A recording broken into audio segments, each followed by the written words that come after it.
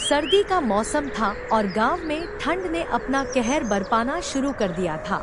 सूरज जैसे बादलों के पीछे छिपा रहता था और ठंडी हवाएं गालों को चुभती थी। रामू काका, गांव के सबसे बुजुर्ग व्यक्ति, जो हर समस्या का समाधान जानने वाले थे, उनके छोटे छोटे सुझाव गांव के सभी लोग मानते थे। गीता, एक चुलबुली किशोरी, जो हर जगह अपने सवालों और उत्सुकता के लिए जानी जाती थी। महेंद्र, गीता का बड़ा भाई, जो बेहद समझदार और गांव के मुखिया का दायां हाथ था। कमल, गांव का लोहार, जिसकी कुटिया सबसे ठंडी जगह पर थी और जिसे ठंड से सबसे ज्यादा दिक्कत हो रही थी। सावित्री चाची, गांव की सबसे मेहनती महिला, जो हर मुसीबत में सबकी मदद करती थी। एक दिन सुबह की बात है।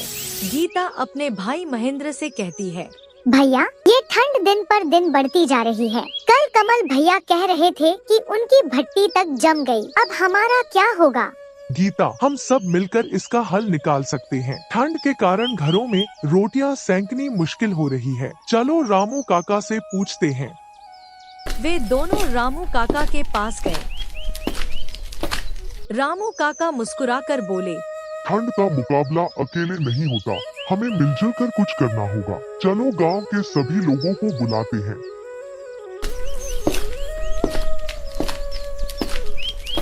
गांव के चौपाल में सभी इकट्ठा हुए।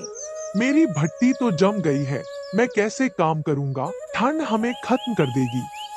अगर सब लोग मिलकर काम करें और किसी एक बड़े घर में आग जलाकर आसपास बैठें, तो हम सब गर्म रह सकते हैं।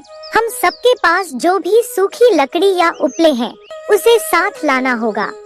यह एक अच्छा उपाय है। एक बड़े अंगीठी केंद्र की शुरुआत करनी होगी।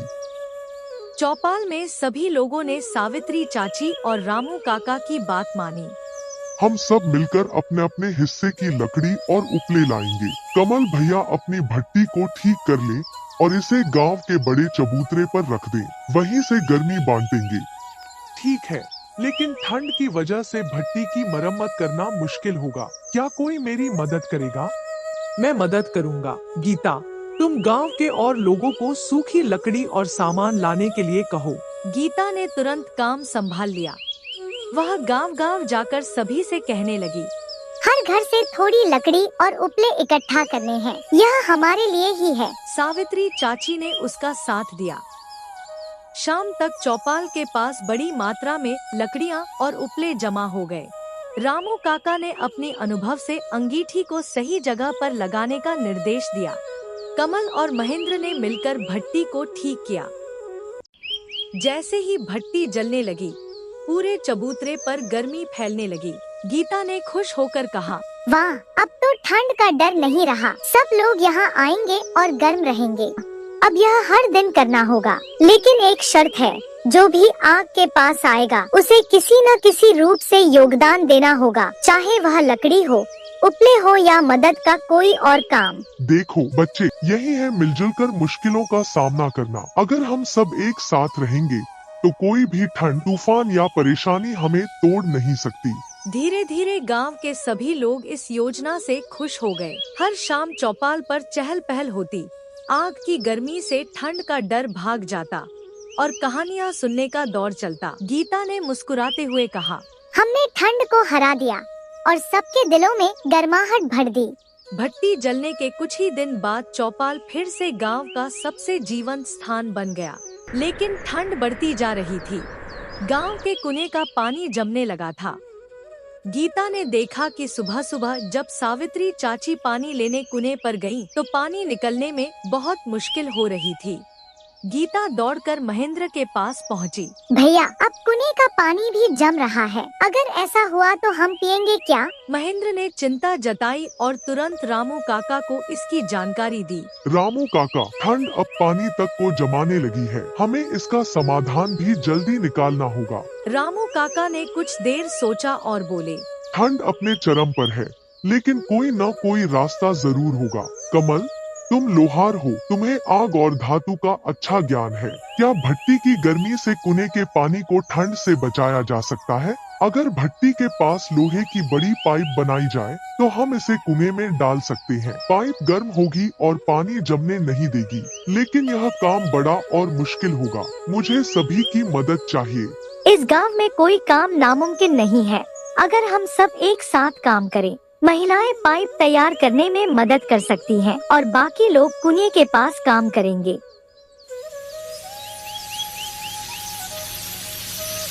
कमल ने लोहे की पाइप तैयार की और गांव के नौजवानों ने उसे कुएं तक ले जाने का इंतजाम किया।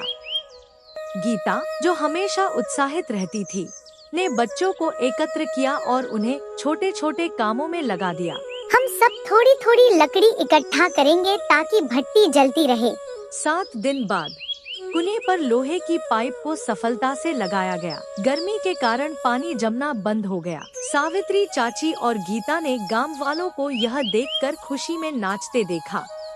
यह ठंड हमें तोड़ नहीं सकती, क्योंकि हमारा हौसला और एकता उससे ज्यादा मजबूत है। भट्टी ने हमें गर्मी दी और अब हमने कुएं को भी बचा लिया। यही है असली ताकत। उस रात चौपाल पर हर कोई खुश था। सबने अपनी मेहनत की कहानी साझा की। गीता ने ठंड से लड़ने की इस यात्रा को याद करते हुए कहा, हमने जो सीखा है वह किसी किताब से नहीं मिल सकता। जब हम साथ होते हैं तो ठंड या कोई और मुश्किल हमें नहीं रोक सकती। अब यह गांव सिर्फ मेहनत करने वालों का नहीं, बल्कि हर मुसीबत को हराने वालों का गांव है। कुएं का पानी जमने की समस्या हल हो गई थी, लेकिन ठंड का कहर अभी भी खत्म नहीं हुआ था। इस बार ठंड की वजह से फसलें नष्ट होने का खतरा मंडराने लगा। खेतों में पाला पड़ने से फसलें मुरझाने लगी थी। यह गांव के लिए सबसे बड़ी चुनौती थी, क्योंकि पूरे गांव का जीवन फसल पर निर्भर था। एक शाम गीता चौपाल पर पहुंची और रामू काका से बोली, काका, अगर फसलें नष्ट हो गई तो हम खाएंगे क्या? मुझे बहुत डर लग रहा है। गीता, डरने से कुछ नहीं होगा। हमें समाधान सोचना होगा। चलो सभी गांव वालों को बुलाते हैं और मिलकर इस पर चर्चा करते हैं।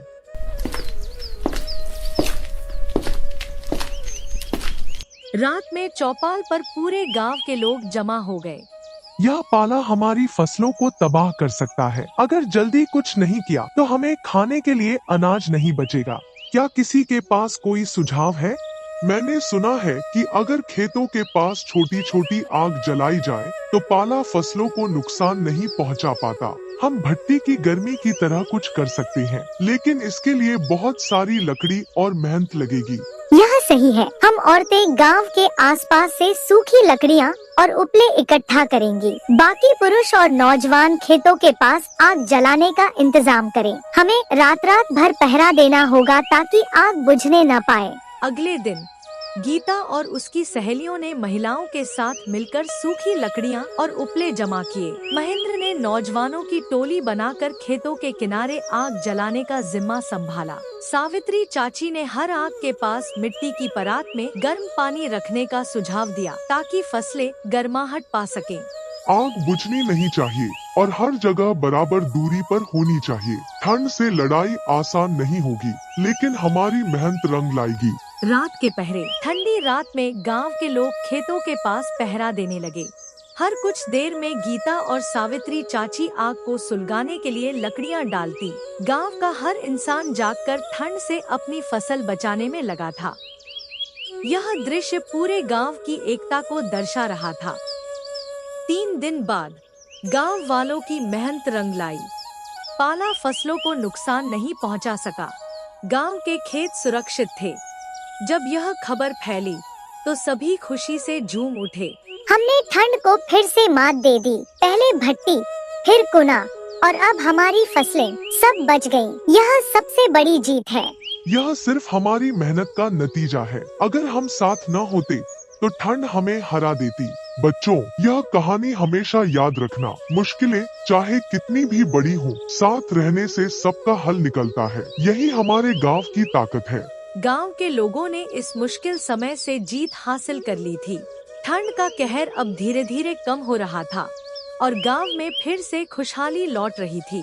फसल बचाने के बाद गांव वालों को ठंड से थोड़ी राहत मिली थी, लेकिन सर्दी का कहर अभी भी पूरी तरह खत्म नहीं हुआ था। अब एक नई समस्या सामने आई। गांव में बीमारियां फैलने लगी थी। तेज ठंड और ठिठुरन की वजह से बच्चों और बुजुर्गों को खांसी, बुखार और बदन दर्द होने लगा। गीता ने देखा कि रामू काका भी कमजोर लग रहे हैं। भैया, ये ठंड अब बीमारी के रूप में सबको परेशान कर रही है। अगर इसे रोका नहीं गया तो बहुत नुकसान होगा। हमें जल्दी कुछ करना होगा। महेंद्र ने चौपाल पर सबको इकट्ठा किया और बोला, अब हमें अपनी सेहत का ध्यान रखना होगा। ठंड बीमारियों को बढ़ावा दे रही है और सबसे ज्यादा खतरा बच्चों और बुजुर्गों को है। क्या किसी के पास कोई उपाय है? हमारे पुरखों के पास ऐसे समय के लिए कुछ देसी नुस्खे होते थे। अदरक, तुलसी, शहद और लहसुन जैसी चीजें ठंड से लड़ने में मदद करती हैं। गांव की महिलाएं इन्हें मिलाकर काढ़ा बना सकती हैं और हम इसे सब तक पहुंचा सकते हैं। मैं और गांव की महिलाएं मिलकर काढ़ा बनाएंगी, लेकिन इसके लिए सभी को अपने घर से जो भी सामग्री हो वह देना होगा। हम बच्चे हर घर जाकर सामग्री इकट्ठा करेंगे। दादी नानी की कहानियाँ सुनते थे। अब इन नुस्खों को आजमाने का समय है। अगले ही दिन गीता, सावित्री चाची और अन्य महिलाओं ने अदरक, तुलसी, काली मिर्च और शहद से काढ़ा बनाना शुरू किया। महेंद्र और कमल ने इसे घर घर पहुंचाने का जिम्मा उठाया। जो लोग ज्यादा बीमार हैं, उन्हें चौपाल पर बुलाते हैं। वहाँ आग जलाकर सबको गर्मी भी देंगे और काढ़ा भी पिलाएंगे। गांव के सभी लोग चौपाल पर इकट्ठा हुए। यह काढ़ा शरीर को अंदर से गर्म रखेगा और बीमारी से बचाएगा। इसके साथ गर्म कपड़े और धूप का भी ध्यान रखना होगा। 3 दिन बाद गांव में बदलाव दिखने लगा। रामू काका की तबीयत में सुधार हो रहा था। बच्चे पहले से ज्यादा ऊर्जा महसूस कर रहे थे। देखा, ठंड को एक बार फिर हराया। काका के नुस्खों ने तो जादू कर दिया। यह सिर्फ मेरी बातों से नहीं हुआ, बल्कि सबकी मेहनत से संभव हो पाया। हम ठंड को तब तक हराते रहेंगे जब तक वह पूरी तरह चली नहीं जाती। गांव की एकता और मेहनत ने एक बार फिर उन्हें मुश्किल समय से बाहर निकाल दिया। ठंड का असर अब कम होने लगा था। गांव वालों के चेहरों पर राहत और खुशी साफ झलक रही थी। यह सर्दी हमें हर बार नई सीख दे रही है, मिलजुल कर काम करने की और एक दूसरे की मदद करने की। यही हमारी सबसे बड़ी ताकत है। सर्दी इतनी लंबी हो चुकी थी कि गांव के घरों में रखा अनाज खत्म होने के कगार पर था।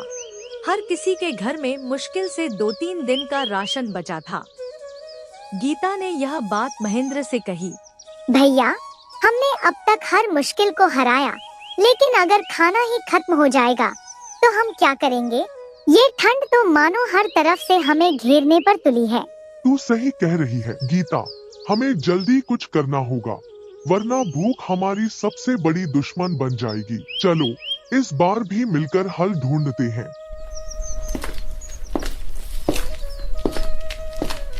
रामू काका ने चौपाल पर सभी को बुलाया। अब ठंड का आखिरी वार अनाज पर है। हमारे पास इतनी फसलें बची थी कि ठंड को झेल सके, लेकिन अब हमें भूख से लड़ना होगा। इसका हल हमारे पुरखे हमें दे गए हैं। जब अनाज कम हो तो इसे बांटकर उपयोग किया जाता है। हर किसी के पास जो भी अनाज बचा हो उसे इकट्ठा करें। इससे हम सबका पेट भरने का प्रबंध कर सकते हैं। यह सही रहेगा। अगर सबके पास थोड़ा भी है तो मिलाकर हम कुछ दिनों तक काम चला सकते हैं। साथ ही जंगल से कुछ कंदमूल और जड़ी बूटियां भी लाई जा सकती हैं। मैं अपने घर से जो भी बचा है वो लाऊंगी। साथ ही मैं महिलाओं को कहूंगी कि वे रसोई की बची चीजों से साधारण खाना तैयार करें। भूख मिटाने के लिए सादा भोजन भी काफी होता है। गीता ने बच्चों के साथ जंगल में जाकर कंदमूल खोजने की जिम्मेदारी ली।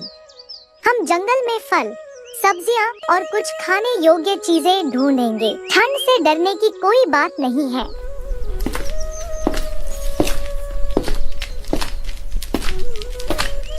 हर किसी ने अपने घर से जो भी अनाज और राशन बचा था उसे जमा किया।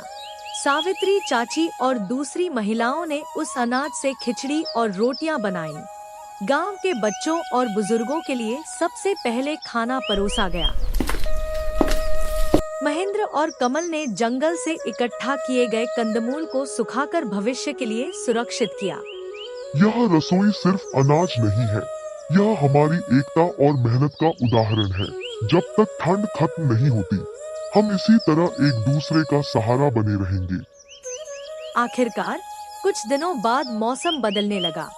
सूरज की गर्मी अब बादलों के बीच से झांकने लगी थी। खेतों में फसलों की नन्ही कोंपलें दिखने लगी। ठंड का प्रकोप खत्म हो चुका था। हमने ठंड के हर वार को हरा दिया। बीमारी, पाला, कुआं जमना और अब भूख, हम सबने सब कुछ मिलकर संभाला। ये ठंड कभी नहीं भूलने वाली। हर मुसीबत ने हमें सिखाया कि साथ रहकर कोई भी मुश्किल आसान हो जाती है। ये गांव ठंड के खिलाफ जीत का सबसे बड़ा उदाहरण है। याद रखो बच्चों, ठंड सिर्फ मौसम नहीं थी, यह हमारे धैर्य, सहयोग और मेहनत की परीक्षा थी। हम सबने इसे मिलजुल कर पार कर लिया। यह हमारी सबसे बड़ी जीत है। पूरे गांव में अब खुशी और जीवन का नया जोश था।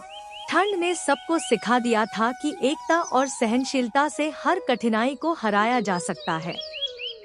समाप्त।